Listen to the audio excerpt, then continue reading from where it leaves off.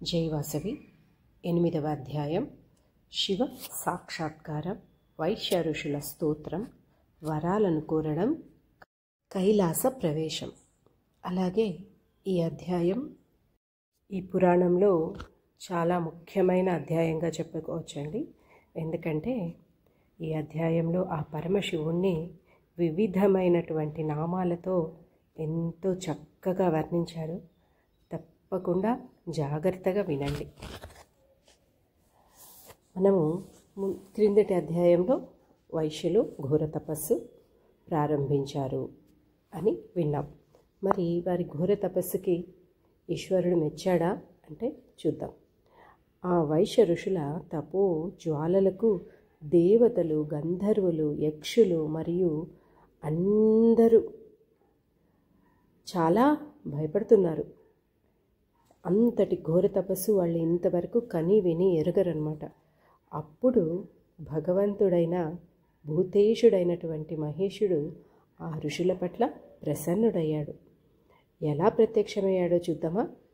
వెండి పర్వతం లాంటి ఎద్దుపై ఆయన అధిరోహించి ఇంద్రుడు తెల్లని గొడుగును పట్టుకొనుండగా కుబేరుడు, మహాత్ముడైన వరుణుడు చంద్రుని కాంతిలాగా మనోజ్ఞ చామరలచే ఇరువైపులా సేవించబడుతూ దండధారి అయి స్తుతిస్తున్న యముడు, మహాతాళ వృక్షములతో గాలి వీచుతున్న వాయువు, బల్లెముతో కూడి నైరుతి, సకల దిక్కులను ప్రకాశించే అగ్నిహోత్రువు స్తుతిస్తూ వశిష్ఠ, వాలఖిల్య, అత్రి, విశ్వామిత్ర, అపస్తంభ అని మాండవ్య, భృగు, శౌనక, గౌతమ, సనక, సనాతనులు మొదలైన వారందరూ వేదాగమ శాస్త్రోక్తంగా మంత్రాల నుండి స్తోత్రాలను పఠిస్తుంటే బాలచంద్రాధరుడు, పార్వతీపతి, విశ్వేశ్వరుడు అయిన భగవంతుడు కరుణారసరూపంతో ఆవిర్భవించారట. ఆ తర్వాత ఆ వైశ్య ఋషులు సర్వవ్యాపకుడైన ఆ భగవంతుని దర్శనం చేసుకొని దండ ప్రణామాలు చేశారు. ఎంతో ఆనందంతో పులకించిపోయి ఆనంద పారవశ్యంతో ఎంతో ఆనందంతో ఇలా కీర్తనలు, స్తోత్రాలు పాడారు. ఓ దేవదేవా, నీకు మా ప్రణామములు. దేవాధ్యక్ష, కరుణ సముద్ర, విశ్వేశ్వర, త్రిలోచన, నీకు మా నమస్కారాలు. ఓ పరమాణు స్వరూపుడా, స్వతంత్రుడా, స్వయం ప్రబలమైన నీకు మా నమస్కారములు. ఓ సర్వాధిక, సూక్ష్ముడా, పరిపూర్ణుడా, నీకు నమస్కారములు. మృత్యుంజయ, రుద్ర, నీలకంఠ, మా ప్రణామములు. ఓ మహేశ్వర, ఓ భవన, నీకు నమస్కారాలు.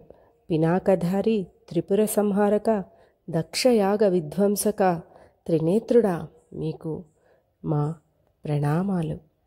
ఓ సూర్యదంత భేద, హాలాహలధారి, నెలవంక చంద్ర కిరీటుడా, వామదేవ, సర్వభూషణ, శుద్ధ స్ఫటికమా, జగద్వ్యాపి, నీకు మా ప్రణామాలు.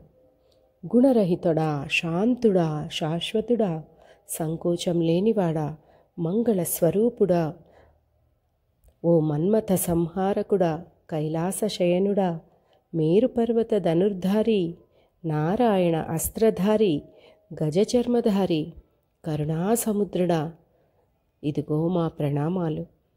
ఓ లోకనాయకుడా, విశాల సంసార సాగరంలో మునిగిపోతున్న మేము సుకృత విశేషం నుండి అందాల ద్వీపంలాగా ఉన్న నీ పాదకమలాలను చూశాము అని మహాదేవుణ్ణి భక్తితో స్తుతిస్తూ ఆనందంతో నిలబడిపోయారు.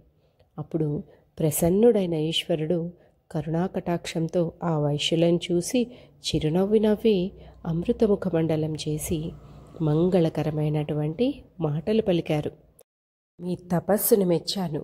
మీకు ఏం వరం కావాలో కోరుకోండి, దాన్ని నేను ప్రసాదిస్తాను అన్నారు. అప్పుడు వైశ్య ఋషులు ఈశ్వరునితో ఇలా అన్నారు. దేవదేవా, భక్తవత్సల, సర్వజ్ఞ, నీవు ప్రసన్నుడువు కాబట్టి మాకు ఒక వరాన్ని ప్రసాదించు. నీ పాద పద్మ యుగ్మాలలో మాకు ఎడతెగని నిరంతర భక్తిని ప్రసాదించు. నీ పాద పద్మాలలో భక్తి ఉంటే 3 లోకాలలో దొరకనిది ఏదీ ఉండదు. అందుచేత అలాంటి భక్తిని మాకు ప్రసాదించు. ఆ వైశ్య మహర్షుల మాటలు విని ఈశ్వరుడు అలాగే కాని అని వరమిచ్చి, మీ భక్తికి చాలా సంతోషించాను, మీకు నచ్చిన మరొక వరం కోరుకోండి అన్నారు. అప్పుడు ఆ వైశ్యులు, ఓ ప్రభు, నీ నివాసమైనటువంటి కైలాసంలో మాకు ఉండటానికి అనుమతించు. మమ్ములను మా పుత్రపూత్రాదులతో చేరి సపరివారంగా నీ పాదకమలాలను సేవిస్తూ ఆనందంతో నీ సన్నిధానంలోనే ఉంటాము అని వేడుకున్నారు. అప్పుడు మహాత్ముడు కైలాసపతి ఆ వైశ్యులను చూసి సంతోషించి వారి కోరిక మేరకు గంధర్వులు, విద్యాధరులు, సిద్ధులు మరియు నాగులు వేదాలచే స్తుతింపబడుతూ రత్నాలు మరియు కోటి సూర్యులతో ప్రకాశవంతంగా ఉన్న విమానాలలో వారిని తీసుకువెళ్ళాడు ఆ కైలాసగిరికి. జై వాసవి 8వ అధ్యాయం సంపూర్ణం.